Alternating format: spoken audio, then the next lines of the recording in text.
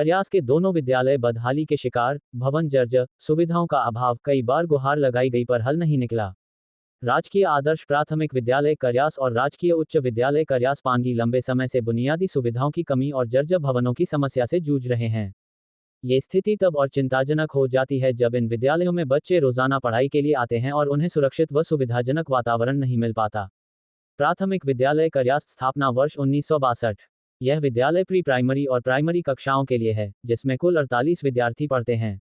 विद्यालय भवन में मात्र 3 कमरे हैं, 2 में कक्षाएं लगती हैं और एक में प्री प्राइमरी की कक्षा चल रही है।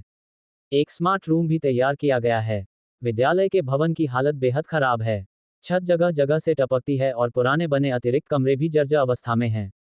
एमडीएम मिड डे मील के लिए बना किचन भी खस्ताहाल है। शौचालय की स्थिति संतोषजनक नहीं है और पीने के पानी की व्यवस्था भी सुचारू नहीं हो पाई है। विद्यालय सड़क किनारे स्थित है और चुनावों के दौरान मतदान केंद्र के रूप में भी उपयोग होता है, जिससे यहां अधिकारियों, जनप्रतिनिधियों की आवाजाही रहती है। इसके बावजूद भवन की मरम्मत की ओर किसी का ध्यान नहीं गया। विद्यालय प्रबंधन समिति एसएमसी के अध्यक्ष श्री राजकुमार बताते हैं, विद्यालय की हालत सुधारने के लिए हमने कई बार प्रशासन को अवगत करवाया है। भवन और शौचालय की मरम्मत के लिए विभाग को पत्र लिखा गया है। कनिष्ठ अध्यापिका श्रीमती निर्मला कुमारी ने बताया, शौचालय में पानी की व्यवस्था के लिए जलशक्ति विभाग को पत्राचार किया गया है, लेकिन कोई ठोस कदम नहीं उठाया गया। राजकीय उच्च विद्यालय करयास अपग्रेड वर्ष 2014। साल 2014 में मिडिल स्कूल से उच्च विद्यालय में अपग्रेड हुआ ये स्कूल आज भी अपने भवन के लिए तरस रहा है।